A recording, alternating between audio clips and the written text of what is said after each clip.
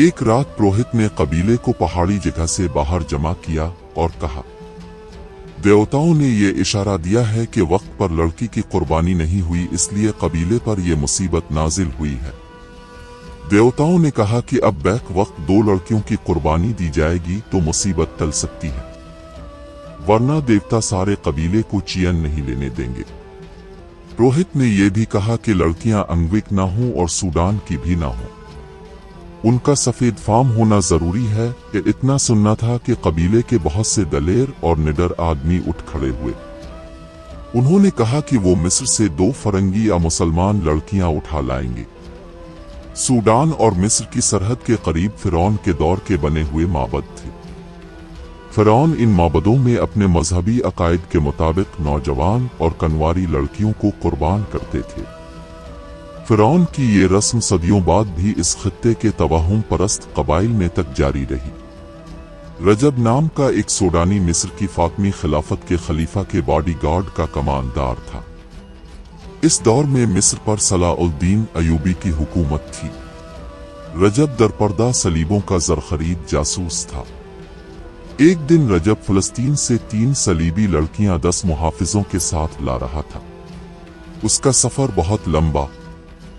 सरहद के साथ साथ सुल्तान अयूबी ने गश्ती पहरे का इंतजाम कर रखा है, इसलिए वो अपने काफिले को दूर का चक्कर काट कर ला रहा था।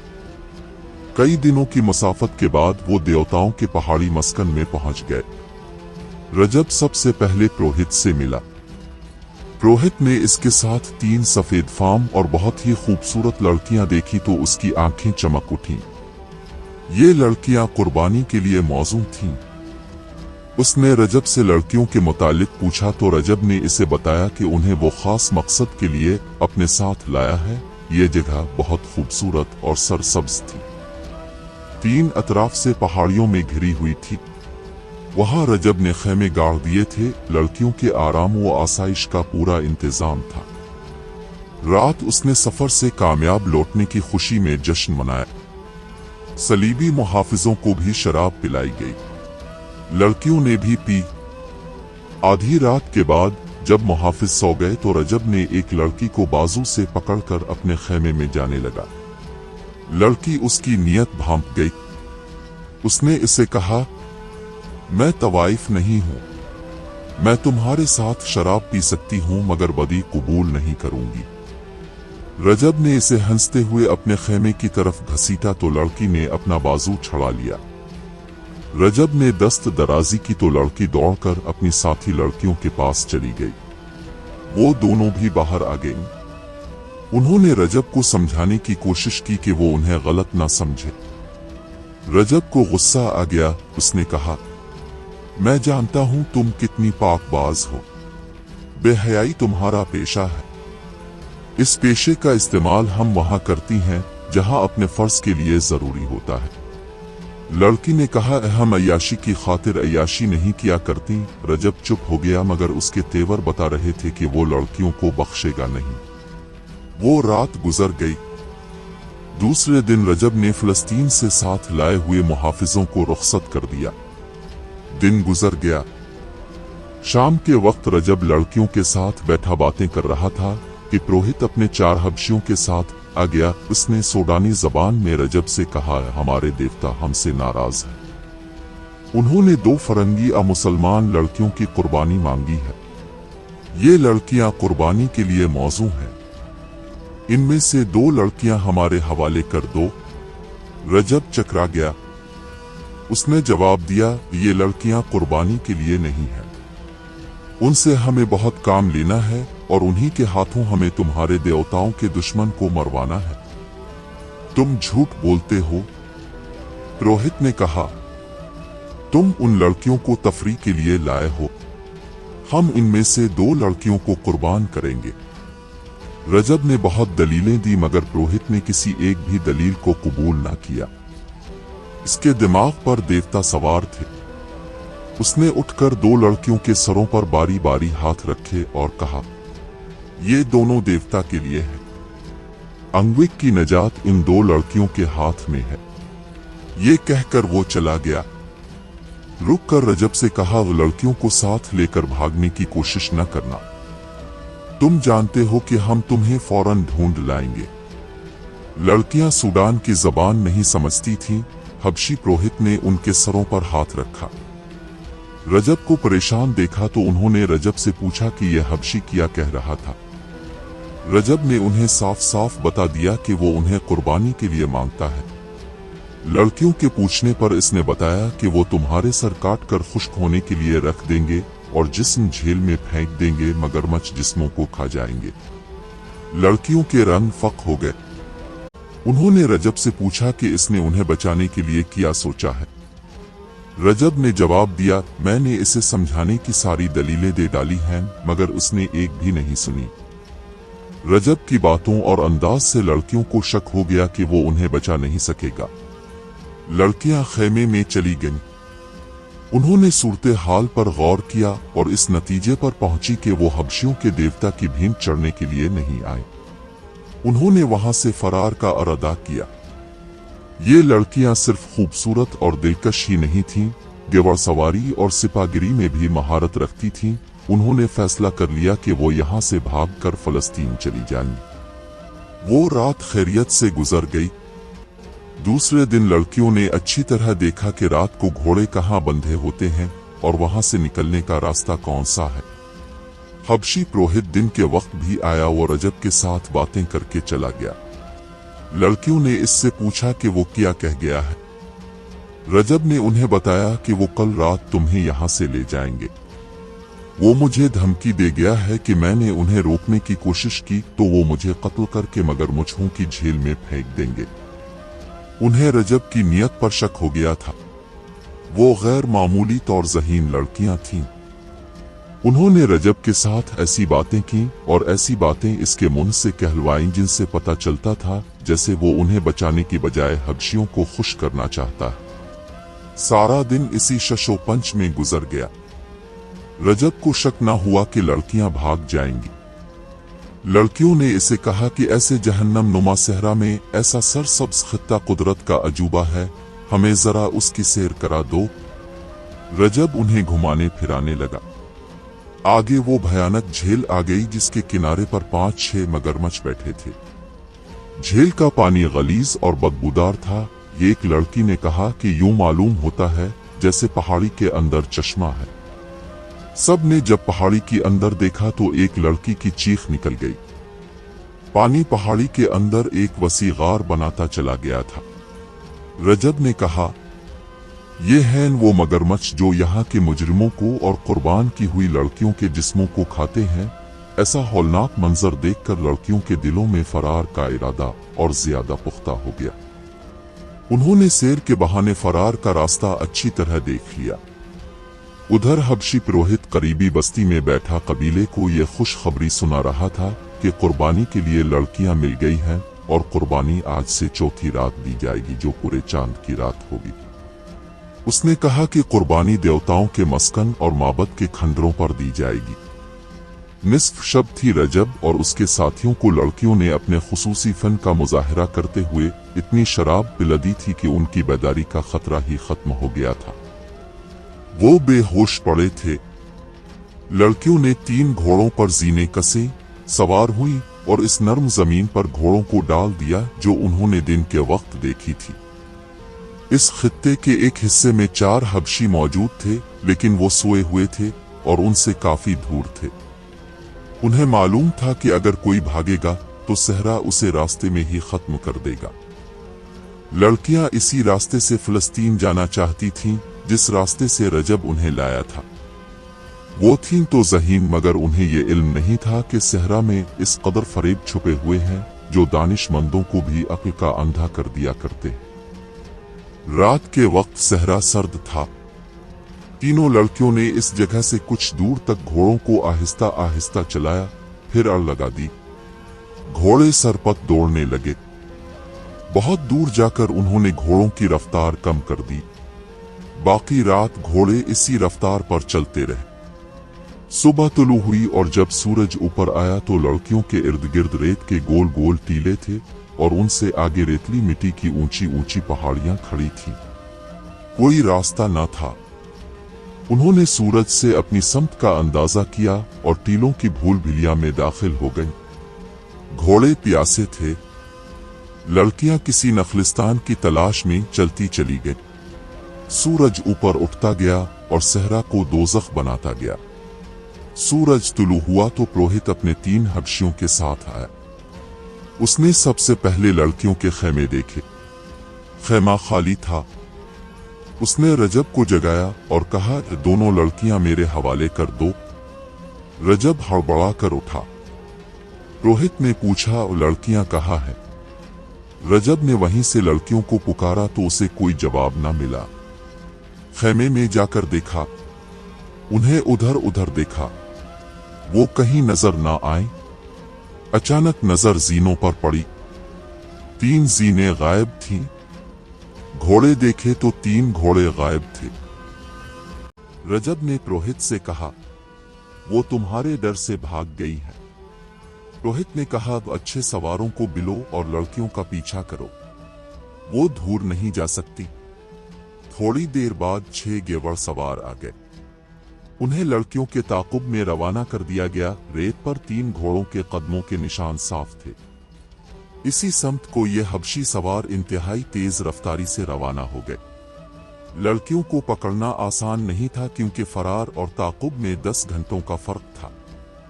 3-4 घंटों के ताकुब के बाद उन्हें एक तरफ से आसमान पर उफुक के कुछ ऊपर तक मटियाली सुर्खी दिखाई दी जो ऊपर को उठती और आगे बढ़ती आ रही थी। सवारों ने घबराकर एक दूसरे की तरफ देखा और घोड़ों को पीछे की तरफ मोड़कर सरपट दौड़ा दिया। ये सहरा की वो आंधी थी जो बड़े बड़े टीलों को रेत के जर्रों में बदल कर उड़ा ले जाती है। कोई इंसान या जानवर कहीं ठहर कर खड़ा रहे या बैठ जाए तो रेत इसके जिस्म के साथ रुक रुक कर उसे जिंदा दफन कर देती है और इस पर टीला खड़ा हो जाता है।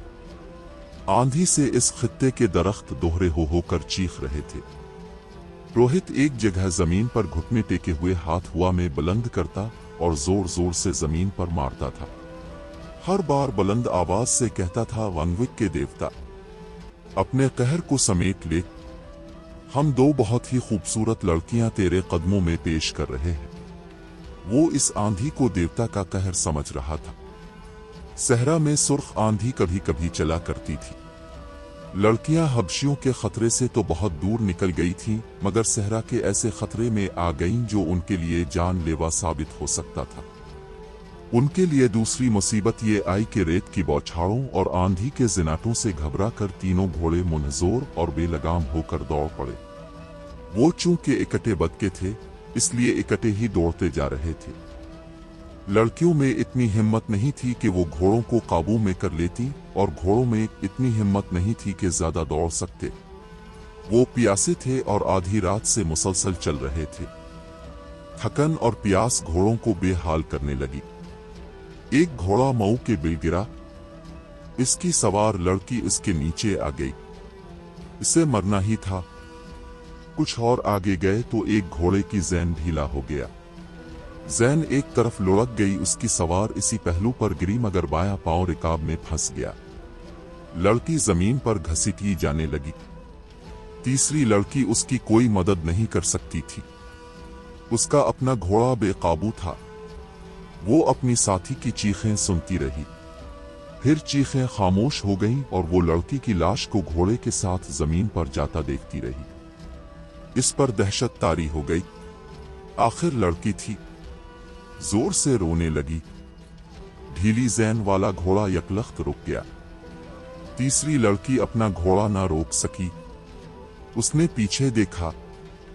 आंधी में इसे कुछ नजर न आया कि इस घोड़े का क्या हश्र हुआ। लड़की तो यकीनन मर चुकी थी। अब तीसरी लड़की अकेली रह गई। उसने रिकाबों से पांव पीछे कर लिए। इसकी दहशत ज़दगी का ये आलम था कि उसने घोड़े की लगाम छोड़कर हाथ आसमान की तरफ उठाकर जोड़ दिए और गला फाड़कर खुदा को पुकारने लगी, आसमानों के खुदा, मेरे गुनाह मुआफ कर दे। मैं गुनाहगार हूं। मेरा बाल बाल गुनाहगार है। मैं गुनाह करने आई थी। मैंने गुनाहों में परवरिश पाई है। वो पागलों की तरह चला रही थी और उसके घोड़े की रफ्तार घटती जा रही थी। ज़ारो कतार रोते हुए इसने खुदा से कहा, तेरा जो मजहब सच्चा है, मुझे इसी का मौजिज़ा दिखा। इसके अकीदे मुतज़लज़ल हो गए थे। उसे गशी की लहर आई और गुजर गई। उसने धाड़ मारी और सर को झटक कर बुलंद आवाज से कहा, मेरी मदद करो मेरे खुदा, मैं अभी मरना नहीं चाहती। और उसके साथ ही इसे याद आ गया कि वो यतीम बच्ची है। मौत के सामने इंसान माजी की तरफ भागता है। उसने माजी में पनाह लेने की कोशिश की मगर वहां कुछ भी ना था। मां नहीं थी, बाप नहीं था, कोई बहन भाई नहीं था। इसे कुछ याद आया कि सलीबियों ने इसे पाला इसरा पे डाला है, जहां वो एक बड़ा दिलफरेब धोखा बन गई थी। उसे अपने आप से नफरत होने लगी। घोड़ा बमुश्किल चल रहा था और उसके साथ आंधी भी थमने लगी थी। लड़की होश खो बैठी थी। इस आंधी ने मिस्र के सरहदी दस्तों के खैमे उखाड़ फेंके थे। घोड़ों और ऊंटों को संभालना मुश्किल हो गया था। आंधी रुकी तो सिपाही खैमे वगैरह संभालने में मसरूफ हो गए। इन 3 दस्तों का कमांडर एक तोरुक अहमद कमाल था। वो एक खरबरू और गोरे रंग का तनुमंद मर्द था। वो भी आंधी रुकते ही बाहर आ गया और साजो सामान और जानवरों का जायजा ले रहा था। फिजा गर्द से साफ हो गई थी। एक सिपाही ने एक तरफ इशारा करके उसे कहा, कमांडर, वो घोड़ा और सवार हमारा तो नहीं। हमने अभी लड़कियों को फौज में शामिल नहीं किया। अहमद कमाल ने जवाब दिया, वो लड़की मालूम होती है। बाल बिखरे हुए साफ नजर आ रहे थे। वो इसी सिपाही को साथ लेकर दौड़ पड़ा। एक घोड़ा सर नीचे किए निहायत ही आहिस्ता आहिस्ता आ रहा था। घोड़े पर एक लड़की इस तरह सवार थी कि इसके बाजू घोड़े की गर्दन के दाएं बाएं थे और लड़की आगे को इस तरह झुकी हुई थी कि इसका सर घोड़े की गर्दन से जरा पीछे था। लड़की के बाल बखर कर आगे आ गए थे। अहमद कमाल ने लड़की के पांव रिकाबों से निकाले और इसे घोड़े से उतार कर बाजों पर उठा लिया। सिपाही ने कहा, जिंदा है, फरंगी मालूम होती है। वो लड़की को अपने खेमे में ले गया। लड़की के बाल रेत से अटे हुए थे। अहमद कमाल ने इसके मुंह पर पानी के छींटे मारे, फिर मुंह में पानी के कतरे टपकाने लगा। लड़की ने आंखें खोल दे। 2-4 लम्हे अहमद कमाल को हैरत से देखती रही और अचानक उठकर बैठ गई। अहमद कमाल का रंग गोरा देखकर इसने अपनी जबान में पूछा, मैं फलस्तीन से हूं।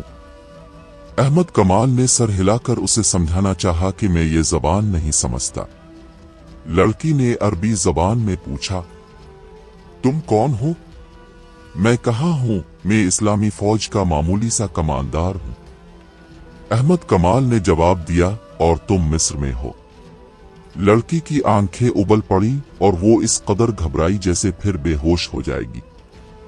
अहमद कमाल ने इसके सर पर शफकत से हाथ फेरा और कहा, वो मैं जान गया हूं कि तुम फरंगी हो, मेरी मेहमान हो, डरने की कोई वजह नहीं। उसने एक सिपाही को बुलाया और लड़की के लिए पानी और खाना मंगवाया। लड़की ने लपक कर पानी का प्याला उठा लिया और मुंह से लगाकर बेसब्री से पीने लगी।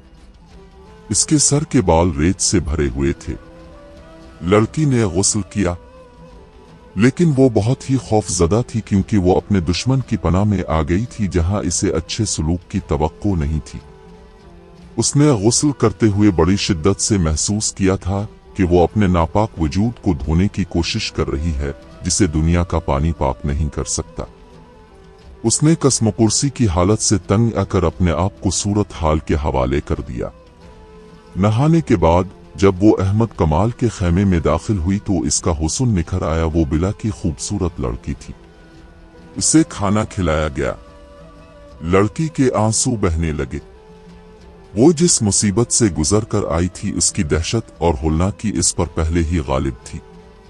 एक सिपाही खेमे में दाखिल हुआ और एक थैला अहमद कमाल को देते हुए कहा, ये इसके घोड़े के साथ बांधा हुआ था।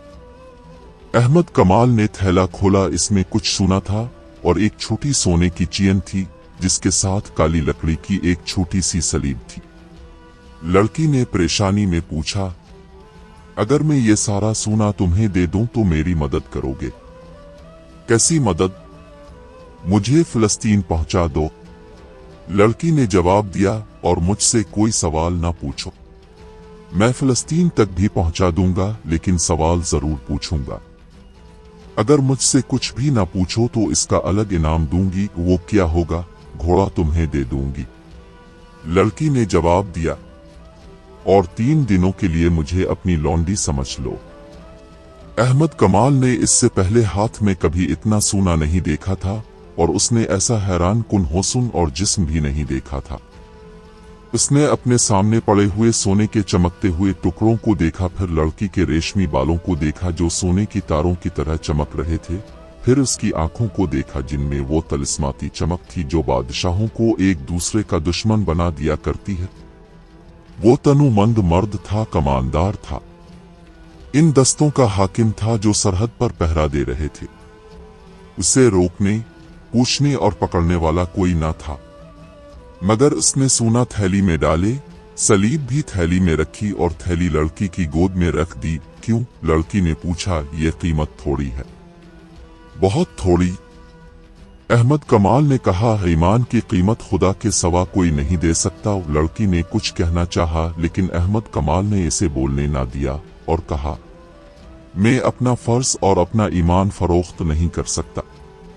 सारा मिस्र मेरे एतमाद पर आराम की नींद सोता है। अगर इजाजत दो तो मैं इस वक्त जरा आराम कर लूं। लड़की ने कहा, कल तुम्हारे सवालों का जवाब दूंगी। लड़की रात भर की जागी हुई और दिन के ऐसे खौफनाक सफर की थकी हुई थी। लेटी और सो गई। अहमद कमाल ने देखा कि वो नींद में बड़बड़ा रही थी। उसने लड़की का घोड़ा देखा तो वो हैरान रह गया, क्योंकि घोड़ा आला नस्ल का था, और जब ज़ैन देखी तो इसके शकूक रफा हो गए। ज़ैन के नीचे मिस्र की फौज का निशान था। ये घोड़ा अहमद कमाल की अपनी फौज का था। वो सूरज गुरूब होने से पहले जागी थी। अहमद कमाल ने उसे खाना खिलाया। इसके बाद वो फिर सो गई थी। इससे 2-3 कदम दूर अहमद कमाल सोया हुआ था। रात गुजरती जा रही थी। खेमे में दिया जल रहा था। अचानक लड़की की चीख निकल गई। अहमद कमाल की आंख खुल गई। लड़की बैठ गई थी। इसका जिस्म कांप रहा था। चेहरे पर घबराहट थी। अहमद कमाल उसके करीब हो गया। लड़की तेजी से सरक कर इसके साथ लग गई और रोते हुए बोली, उनसे बचाओ। वो मुझे मगरमच्छों के आगे फेंक रहे हैं। वो मेरा सर काटने लगे हैं। कौन? वो भद्दे हबशी। लड़की ने डरे हुए लहजे में कहा, वो यहां आए थे। अहमद कमाल को हबशियों की कुर्बानी का इल्म था। इसे शक हुआ कि उसे शायद कुर्बानी के लिए ले जाया जा रहा था। उसने लड़की से पूछा तो लड़की ने बाजू अहमद कमाल के गिले में डाल दिए।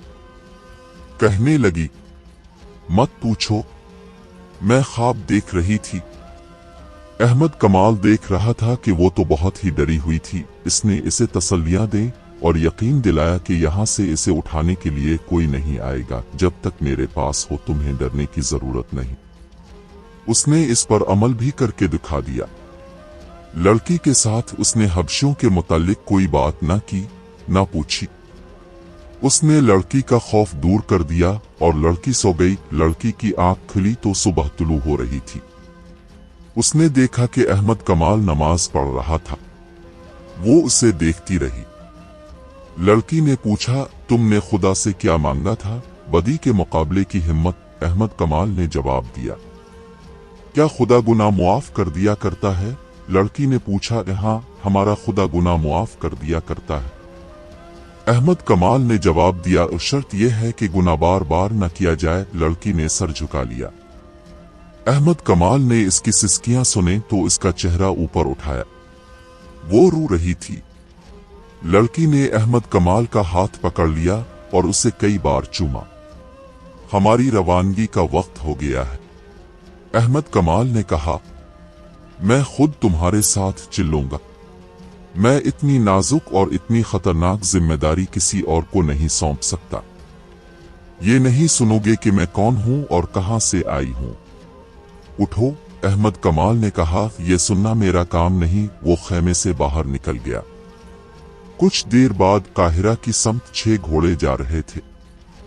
एक पर अहमद कमाल था, इसके पीछे दूसरे घोड़े पर लड़की थी, इसके पीछे पहलू बा पहलू 4 घोड़े मुहाफिजों के थे और उनके पीछे एक ऊंट जिस पर सफर का सामान, पानी और खुराक वगैरह जा रहा था।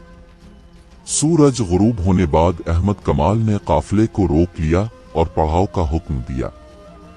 रात लड़की को अहमद कमाल ने अपने खेमे में सिलाया। खेमे में दिया जलता रहा। वो गहरी नींद सोया हुआ था। इसकी आंख खिल गई। किसी ने इसके माथे पर हाथ फेरा था।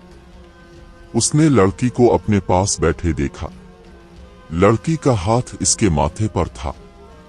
अहमद कमाल तेजी से उठकर बैठ गया। उसने देखा कि लड़की के आंसू बह रहे थे। उसने अहमद कमाल का हाथ अपने दोनों हाथों में लिया और इसे चूमकर बच्चों की तरह बिलक बिलक कर रोने लगी। अहमद कमाल उसे देखता रहा। लड़की ने आंसू पोंछकर कहा, मैं तुम्हारी दुश्मन हूं। तुम्हारे मुल्क में जासूसी के लिए और तुम्हारे बड़े बड़े हाकिमों को आपस में टुकराने के लिए और सलाउद्दीन अयूबी के कत्ल का इंतजाम करने के लिए फलस्तीन से आई हूं, लेकिन अब मेरे दिल से दुश्मनी निकल गई है। क्यों? इसकी वजह सुन लो।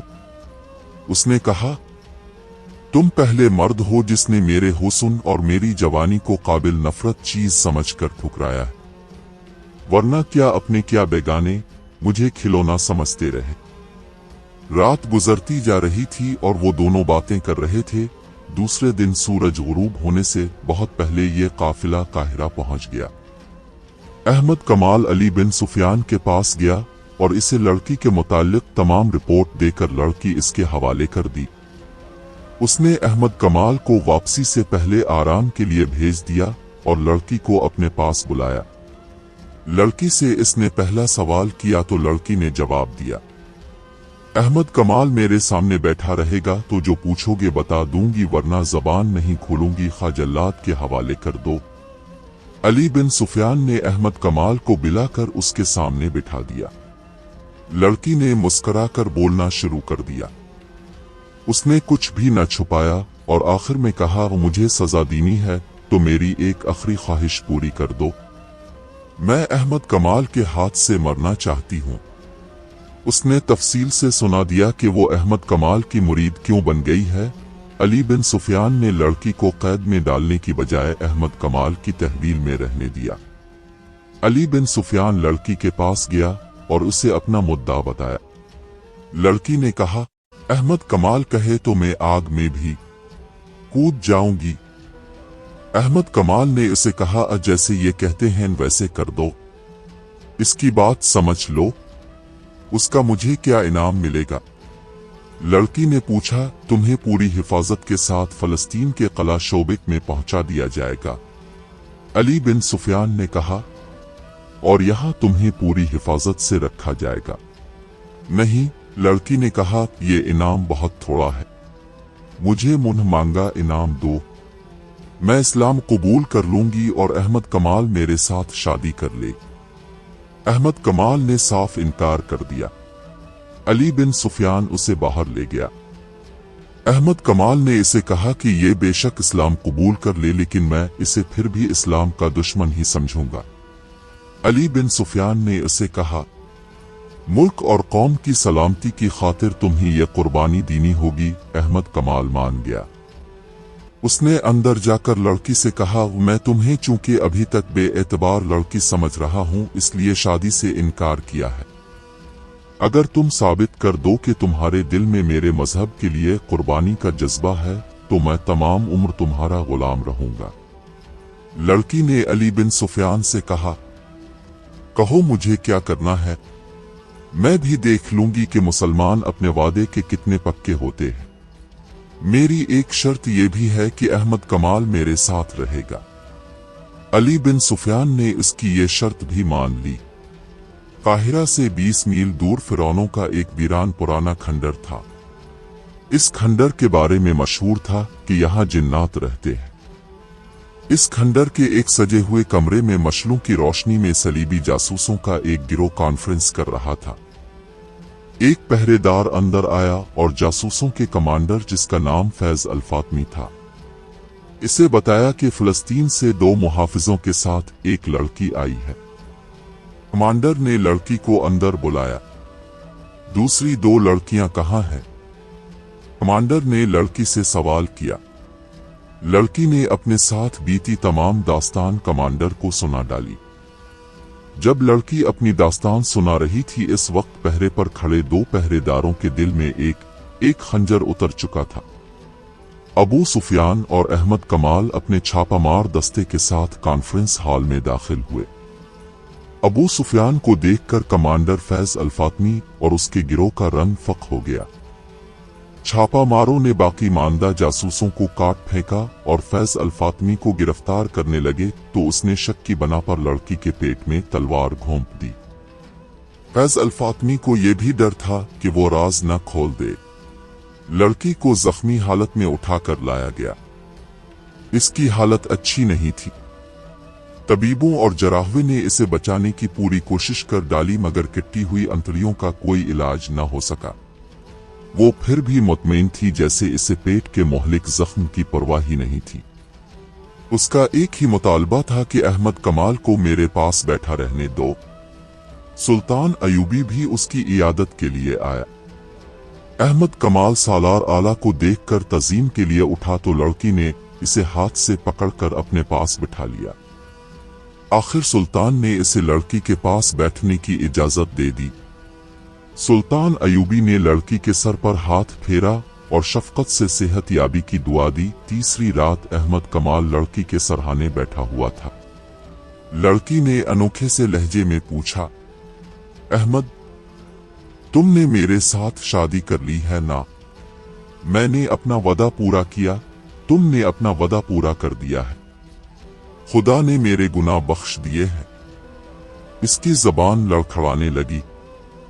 इसने अहमद कमाल का हाथ अपने दोनों हाथों में मजबूत से पकड़ लिया, मगर गिरफ्त फौरन ढीली पड़ गई। अहमद कमाल ने इसे कलमा पढ़ाया और लड़की को खुदा के सुपुर्द कर दिया। दूसरे दिन सुल्तान अयूबी के हुक्म के मुताबिक लड़की को मुसलमानों के कब्रिस्तान में दफन कर दिया गया। एक लड़की जो देवता के लिए कुर्बान होनी थी, अल्लाह की राह में शहीद हो गई।